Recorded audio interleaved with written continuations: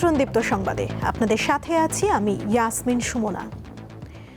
প্রধানমন্ত্রী তারেক রহমানের সভাপতিত্বে জাতীয় অর্থনৈতিক পরিষদের নির্বাহী কমিটি বা একনেকের সভা অনুষ্ঠিত হয়েছে।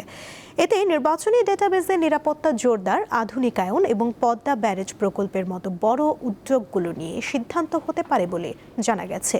নির্বাচন কমিশনের পক্ষ থেকে ভোটার ডেটাবেজ সুরক্ষিত করতে প্রায় 500 কোটি টাকার একটি অবকাঠামো প্রকল্প প্রস্তাব করা হয়েছে।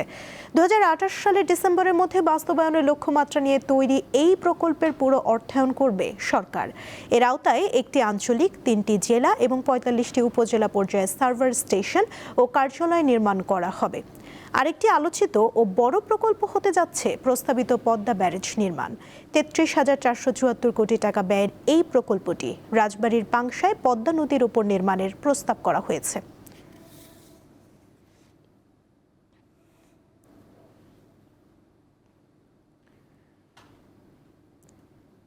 2024 সালের গণ অভ্যুত্থানে নারায়ণগঞ্জের সদর ও ফতুল্লায় শিশু রিয়া গোপ সহ 10 জনকে হত্যা মামলায় সাবেক সংসদ সদস্য শামীম ওসমান সহ 12 জনের বিরুদ্ধে আনুষ্ঠানিক অভিযোগ গঠন করেছে আন্তর্জাতিক অপরাধ ট্রাইব্যুনাল 1।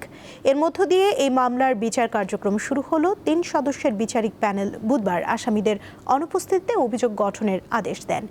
একই সঙ্গে পলাতক সব আসামির বিরুদ্ধে গ্রেফতারি পরোয়ানা জারি করা হয়। মামলায় রাষ্ট্রপক্ষের সূচনা বক্তব্য উপস্থাপনের জন্য আগামী 10 জুন দিন ধার্য করেছে ট্রাইব্যুনাল। 2024 সালের 19 ও 21 জুলাই এবং 5 আগস্ট নারায়ণগঞ্জের ফতুল্লা ও সাইনবোর্ড এলাকায় পৃথক ঘটনায় 10 জন নিহত হন। এসব ঘটনায় মানবতা বিরোধী অপরাধের 3টি অভিযোগ আনা হয়েছে আন্তর্জাতিক অপরাধ ট্রাইব্যুনালে।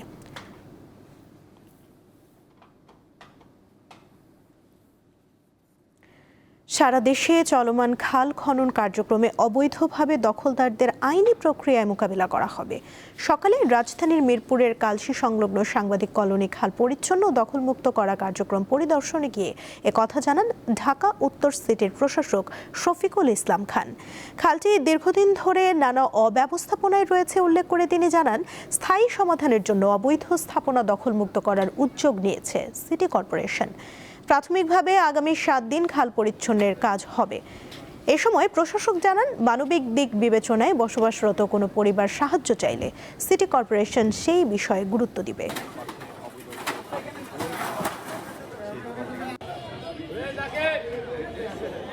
আপাতত যাতে জলাবদ্ধতাটা না হয় সেই কারণে আমরা এই খালটাকে অব্যাহতভাবে আগামী 1 সপ্তাহ পরিষ্কার পরিচ্ছন্ন করব। 3টি বাড়ি মালিক সমিতিকে আমরা দাওয়াত দিয়েছি, তাদের সাথে আলোচনা করব এবং বাড়ি মালিক সমিতির মাধ্যমে প্রতিটি বাসায় বাসায় চিঠি পাঠিয়ে তাদের সাথে কথা বলে আমরা একটা সিদ্ধান্ত নিব। অবৈধভাবে যারা স্থাপনা উচ্ছেদ এখানে নির্মাণ করেছেন তাদের সাথে কথা বলে তাদেরকে একটা টাইম ফ্রেম দিব। যদি না শুনে সেটা আইনগতভাবে যেটা হওয়ার প্রয়োজন সেটা এলাকাবাসীর পক্ষ থেকে সেটা ব্যবস্থা এলাকাবাসী। সুপ্রিম কোর্ট আইনজীবী সমিতির 2026-27 মেয়াদের নির্বাচনে 2 দিন ব্যাপী ভোট গ্রহণ শুরু হয়েছে। সকাল 10টায় প্রথম দিনের ভোট গ্রহণ শুরু হয়, যা চলবে বিকেল 5টা পর্যন্ত। সভাপতি ও সম্পাদক সহ কার্যনির্বাহী কমিটির 14টি পদে নির্বাচন হচ্ছে। মোট 40 জন এই নির্বাচনে প্রতিদ্বন্দ্বিতা করছেন। নির্বাচনে ভোটার আছেন 11,097 জন আইনজীবী। এবারের নির্বাচনে বিএনপি সমর্থিত নীল প্যানেল থেকে সভাপতি পদে ব্যারিস্টার AM মাহবুবউদ্দিন খোকন প্রতিদ্বন্দ্বিতা করছেন। তার অন্যতম প্রতিদ্বন্দ্বী জামায়াতে ইসলামী সমর্থিত সবুজ প্যানেল থেকে সভাপতি পদে লড়ছেন আব্দুল বাতেন। প্যানেলের বাইরে সভাপতি পদে প্রতিদ্বন্দ্বিতা করছেন ইউনুস আলী আকন্দ। তবে ভোটে অংশগ্রহণ করতে দেওয়া হয়নি আওয়ামী লীগপন্থী কোনো আইনজীবীকে।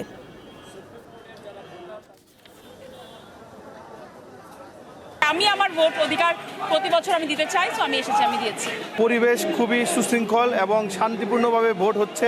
ভোটাররা নির্বিঘ্নে এবং স্বাচ্ছন্দ্যে ভোট প্রয়োগ করার জন্য একটা উৎপন্ন পরিবেশে যাচ্ছে, এটা অত্যন্ত আশাব্যঞ্জক। আমি বাংলাদেশের জাতীয়তাবাদী আইনজীবী ফোরামের কেন্দ্রীয় কমিটির সভাপতি হিসাবে সারা বাংলাদেশের খবর আমার কাছে আছে। এইবারের নির্বাচন অত্যন্ত সুষ্ঠু হবে এবং এখানে কোনো রকম কারো আপত্তি করা উচিত নয়। যার ভোট সে দেবেন, কেউ বাধার সৃষ্টি করছেন না এবং করবেন না। পাবনার রূপপুর পারমাণবিক বিদ্যুৎ প্রকল্পের প্রথম ইউনিটের রিঅ্যাক্টর করে সফলভাবে ফ্রেশ পারমাণবিক জ্বালানি লোডিং সম্পন্ন হয়েছে। এটি বিদ্যুৎ ইউনিটের কমিশনিং এবং বাণিজ্যিক বিদ্যুৎ উৎপাদন শুরুর পথে একটি গুরুত্বপূর্ণ মাইলফলক। জ্বালানি লোডিং কার্যক্রম চলতি বছরের 28 এপ্রিল শুরু হওয়ার পর ধাপে ধাপে রিঅ্যাক্টর করে মোট 163টি জ্বালানি অ্যাসেম্বলি স্থাপন করা হয়। বিদ্যুৎ উৎপাদন শুরুর আগে এটিকে অন্যতম গুরুত্বপূর্ণ ধাপ হিসেবে বিবেচনা করা হচ্ছে। মঙ্গলবার রাশিয়ার পরমাণু সংস্থা রসাটম এক প্রেস বিজ্ঞপ্তিতে এ তথ্য জানায়। এতে আরও বলা হয়, শিগগিরই রিঅ্যাক্টরকে ন্যূনতম নিয়ন্ত্রণযোগ্য বিদ্যুৎ উৎপাদন স্তরে নিয়ে আসা এবং ধাপে ধাপে এর ক্ষমতা বৃদ্ধি করা হবে। এই প্রক্রিয়াগুলো প্রথম ইউনিটে বিদ্যুৎ উৎপাদন শুরু এবং পরীক্ষামূলক বাণিজ্যিক পরিচালনার পথ সুগম করবে।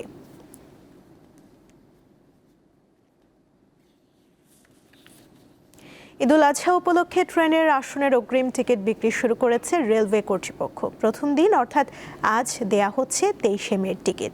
এবারও শতভাগ আসনের টিকিট অনলাইনে বিক্রি হচ্ছে। সকাল 8টায় প্রথমে পশ্চিমাঞ্চলে চলাচলকারী ট্রেনগুলোর আসনের টিকিট বিক্রি শুরু হয়, আর দুপুর 2টা থেকে দেয়া হচ্ছে পূর্বাঞ্চলে চলাচলকারী ট্রেনগুলোর আসনের টিকিট।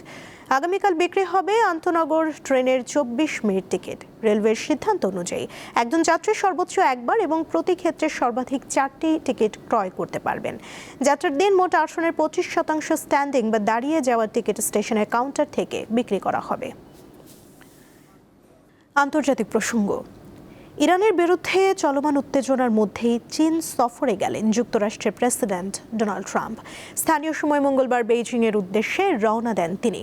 13 মে থেকে আগামী 15 মে পর্যন্ত চীনে অবস্থান করবেন তিনি। এ সময় দেশটির প্রেসিডেন্ট শি জিনপিং এর সঙ্গে বৈঠক করবেন ট্রাম্প। গত অক্টোবরের বাণিজ্য যুদ্ধ স্থগিতের পর এটি হবে দুই নেতার প্রথম বৈঠক। পাশাপাশি ইউনেস্কোর ঐতিহ্যবাহী স্থান ঘুরে দেখবেন এবং রাষ্ট্রীয় ভোজ সভায় অংশ নেবেন তারা।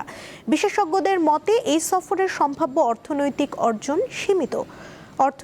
এদিকে কয়েকটি বাণিজ্য চুক্তি এবং ভবিষ্যৎ বাণিজ্য ব্যবস্থাপনার কিছু কাঠামো নিয়ে আলোচনা হতে পারে।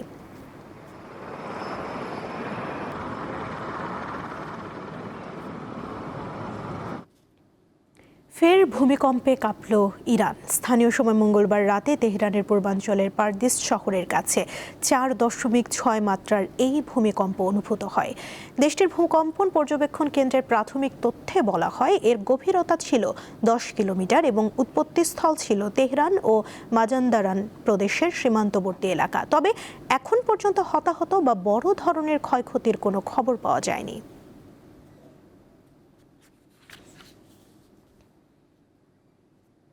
খেলার খবর। বাংলাদেশ ক্রিকেট বোর্ড বিসিবির আসন্ন পরিচালনা পর্ষদ নির্বাচনের জন্য 3 সদস্যের নির্বাচন কমিশন গঠন করা হয়েছে। বুধবার সংবাদ বিজ্ঞপ্তিতে বিষয়টি নিশ্চিত করে বিসিবি জানায়, কমিশনের প্রধান নির্বাচন কমিশনার হিসেবে দায়িত্ব পেয়েছেন সুপ্রিম কোর্টের সিনিয়র অ্যাডভোকেট আহসানুল করিম। বাকি 2 সদস্য হলেন গাজীপুর মেট্রোপলিটন পুলিশের কমিশনার ইসরায়েল হাওলাদার এবং জাতীয় ক্রীড়া পরিষদের উপসচিব এবং পরিকল্পনা ও উন্নয়ন বিভাগের পরিচালক ABM এহসানুল মামুন। বিসিবির পক্ষ থেকে বলা হয়েছে, গঠিত কমিশন প্রযোজ্য নিয়ম ও বিধিমালা অনুসরণ করে 2026 সালের পরিচালনা পর্ষদ নির্বাচনের সব প্রয়োজনীয় কার্যক্রম তদারকি ও সম্পন্ন করবে।